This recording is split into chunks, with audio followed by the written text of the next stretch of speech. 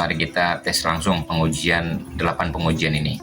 Nanti akan ada kesimpulan. Hai, jumpa lagi dengan saya Mustafa di channel saya Mustafa Teknik. Oke, gimana teman-teman, puasanya lancar semua ya? Lancar ya. Oke.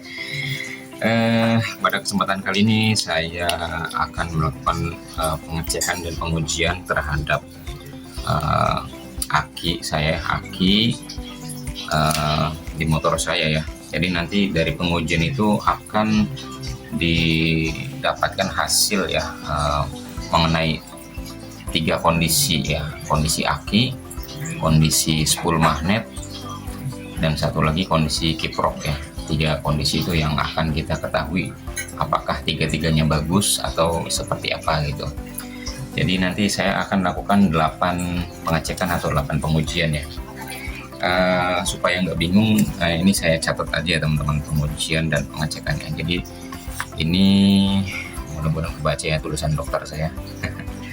Ini kondisinya, pertama kita sebelum diapa-apakan kita cek dulu voltage-nya ya, di aki itu berapa voltage-nya gitu kan.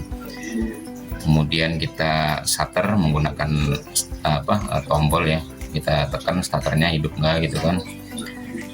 Di starter itu kita lihat juga hasil voltage-nya turun jadi angka berapa gitu kan. Nah setelah hidup, kondisi idling atau langsam, kita baca lagi tuh voltage-nya berapa gitu. Nah setelah terbaca kita coba digas nih, RPM-nya dinaikin dari misalkan awalnya 1000 kita naikkan jadi 2000 atau 3000 gitu. Nah setelah digas ya, terus kita matikan, kita coba on lagi dan kita hidupkan dengan engkol ya teman-teman, dengan engkol. Nah, kemudian kita matikan, masih kondisi hidup ya, masih kita kondisi hidup. Kita coba lepas baterainya ya. Nah ini cukup salah satu aja ya. Ini supaya lebih aman, kita yang lepas yang minus saja. Hasilnya seperti apa? Apakah motor itu akan mati atau tetap hidup gitu ya. Dan yang terakhir, motor saya Vario ya, 125 yang sudah pakai injeksi ya, itu ketika dilepas akinya ya, posisi mati, akinya dilepas, ketika kita engkol posisi on ya, kita engkol itu apakah hidup atau tidak ya. Nanti hasilnya akan saya jelaskan di akhir video. Oke, yuk mari kita tes langsung pengujian 8 pengujian ini. Nanti akan ada kesimpulan. Oke. Ya, kita pertama kita colokan dulu ya teman-teman. Jadi karena ini DC jadi nggak boleh kebalik ya. Ini yang merah untuk positif ya. Ini kita masukkan dulu ya selektornya, voltage ya kan. Ini pertama AC kita rubah menjadi DC ya. Kita colokan yang merah ini ke positif ya. Ini karena nggak ada yang megangin jadi agak susah, jadi saya pakai jepitan baju aja teman-teman. Punya istri saya nih. Apa-apa lah ya.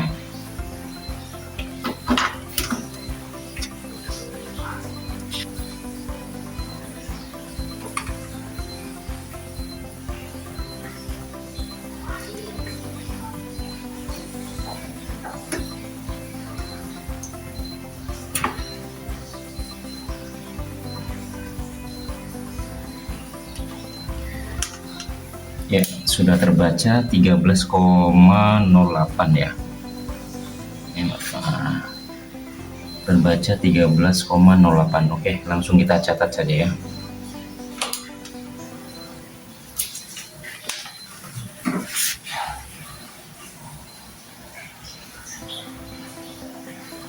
Ya, sudah saya catat ya teman-teman. Kemudian kita starter, hasilnya harus standar dulu ya.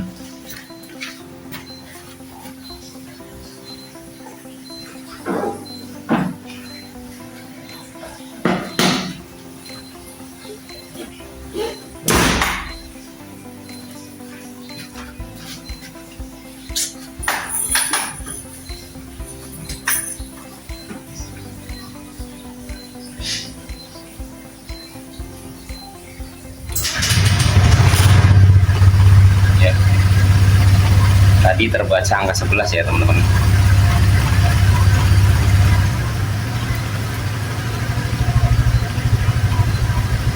Nah ini untuk posisi idling nih 14,02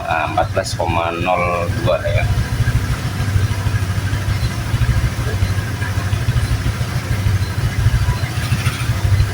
Kita coba gas ya teman-teman, naik nggak dia voltingnya.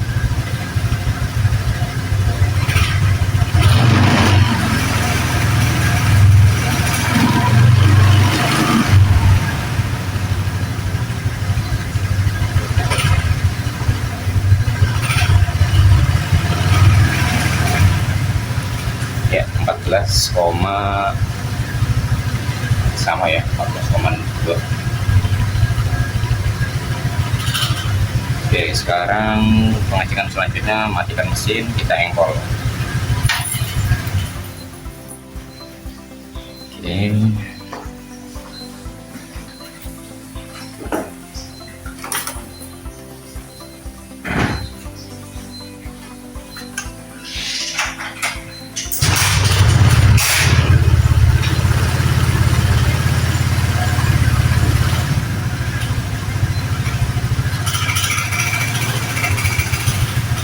Di engkol kondisinya oke ya. Sekarang kita pengetesan lepas baterai yang minus ya.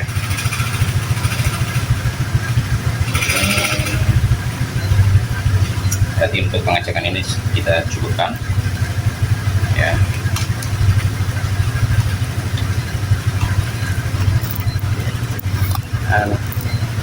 Ya terlihat teman-teman, kondisi akinya sudah dilepas tuh. Kondisinya mesin masih hidup ya. Ini baterainya udah terlepas, artinya masih bagus ya. Kondisi spool magnetnya masih bagus. Kita pasang lagi.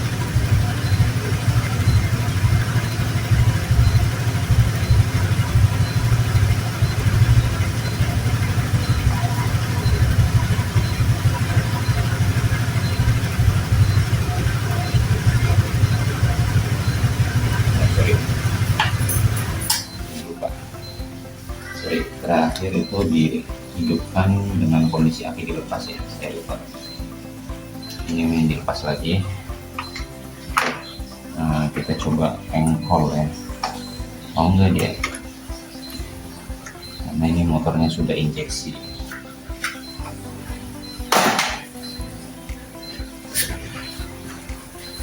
Diskon.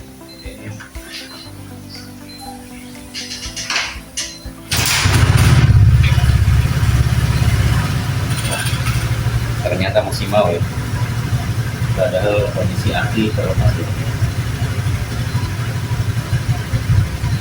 Kondisi aki masih terlepas.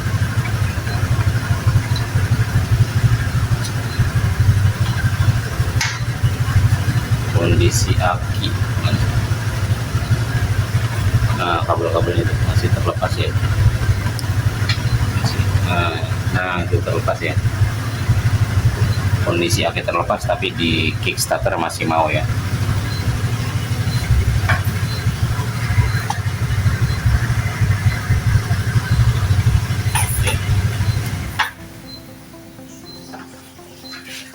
Kita pasang lagi. Oke teman-teman, saya lanjutkan ya. Jadi ini hasil pengetesan tadi ya. Untuk kondisi aki pertama kan dites 13,8 ya. Ini bagus ya, karena ya standarnya ini kan berapa, 12,4 sampai 12,8. Ini 13, berarti bagus ya. Kemudian cek starter, tadi di starter hidup ya, artinya ini juga bagus. Kemudian cek voltage saat starter ini 11,33 ya, itu juga bagus ya. Ini masih di atas 10 volt ya, artinya masih bagus.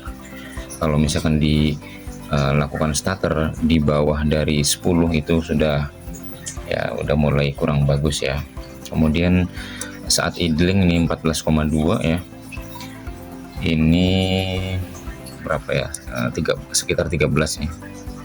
Ini di atas 13, bagus ya. Ini saat digas juga masih sama, hasilnya 14,2. Ini artinya diode kiproknya bekerja ya. Kemudian mesin saat diengkol ini oke ya. Nah, ini kalau misalkan keadaan darurat ya, misalkan baterainya nggak kuat starter, kita bisa gunakan engkol, tadi bagus ya. Kemudian aki baterai ya, yang minusnya dilepas, ini saat hidup ya, ini juga masih tetap hidup, artinya ketika sudah hidup, seluruh kelistrikan yang ada di motor itu disuplai dari spool magnet ya, artinya ketika baterai dilepas pun masih tetap hidup. Nah, satu lagi yang paling mengejutkan ya, tadi pengetesan terakhir yang nomor 8 nih, kondisi aki dilepas kemudian diengkol juga tetap hidup ya, juga tetap hidup. Oke, jadi kesimpulannya akinya bagus, spool magnetnya bagus, dan yang terakhir kiproknya bagus. Buat teman-teman yang agak bingung ya, spool magnet itu seperti apa, kiprok itu apa, nanti saya akan jelaskan pakai ilustrasi yang gampang kita pahami aja ya. Jadi ini contoh ininya ya, ini supaya gampang dipahami aja sih. Jadi sebuah spool magnet itu kan penghasil listrik ya, penghasil voltage, ampere juga. Nah, itu ibaratnya kayak pompa air lah ya, pompa air. Nah, itu untuk ini ya, mengisi baterai atau misalkan bak atau ember ya. Jadi sebuah pompa air itu untuk mengalirkan air ya, dia melewatin kiprok dulu nih. Nah, kiprok ini ibaratnya kayak keran gitu, kayak keran. Jadi ketika baterai ini kosong, atau misalkan bak mandi atau ember itu kosong, nah ini keran terbuka nih gitu, maka disinilah mengisi arus listrik ke sini gitu. Nah, ketika ini penuh, ini kiprok ini akan ngebuang gitu, ngebuang. Dan di sini sifatnya kayak keran ya, jadi meskipun tadi sempat digas gitu kan, dia akan tetap di angka 14 volt ya. Padahal kalau nggak ada kiprok itu mungkin bisa 17 atau 18 volt ya. Dan kalau sampai itu terjadi ya, nanti ini bahasanya overcharge ya. Jadi berlebihan, nanti cepat rusak, mengembung gitu ya. Jadi seperti itu ilustrasinya, gampangannya. Nah, setelah sampai aki gitu kan ya, nanti bisa digunakan untuk lampu, klakson, atau mungkin starter. Ini kalau bak mandi ya sama lah, bisa digunakan untuk cuci tangan, untuk mandi, atau untuk wudhu dan lain sebagainya ya. Jadi kalau udah sampai aki bisa terbagi-bagi. Nah, tadi perumpamaan tadi ketika baterai dilepas, artinya ini nggak pakai nih, apakah si kiprok ini bisa untuk lampu, klakson, starter enggak ya tadi kan, karena kita pakai engkol tadi ya. Nah, itu ternyata bisa ya teman-teman. Artinya sama ya, kayak misalkan kita hanya ada keran gitu ya, keran yang keluar airnya gitu, itu tetap bisa untuk cuci tangan, untuk mandi, untuk wudhu gitu kan, meskipun si bak mandinya itu atau embernya itu nggak ada gitu ya. Artinya ini langsung nih bypass dari sini ke sini gitu. Seperti itu teman-teman. Nah, di sini kenapa juga aki gitu kan, atau baterai kadang-kadang ya sudah dihidupkan gitu kan, tapi baru 2 hari misalkan sudah nggak kuat starter gitu, nggak dihidupkan 2 hari nggak kuat starter ya. Sama kayak ini ibaratnya bak mandi atau baterai itu sudah bocor halus gitu. Jadi ketika misalkan di hari 1 udah penuh nih gitu kan, hari kedua tinggal segini gitu kan, hari ketiga udah habis, artinya ketika digunakan untuk lampu, klakson, atau starter ini nggak kuat, jadi harus diengkol, baru ini terisi lagi, penuh lagi. Nah, ada juga yang setelah dihidupkan, dimatikan, terus di starter lagi udah nggak mau gitu ya. Ini berarti ibarat ember ini bocornya udah gede banget, jadi ketika diisi air ya, ini langsung keluar, nggak nampung lagi, nggak mampu nampung gitu, saking bocornya sangat gede sekali gitu ya. Jadi seperti itu teman-teman. Ini perumpamaan supaya ini ya gampang dipahami oleh teman-teman yang mungkin ada jadi perumpamaan yang ada di rumah lah gitu, jadi untuk supaya gampang memahaminya gitu. Oke ya, dari saya itu saja, semoga bermanfaat ya pengetesan ini.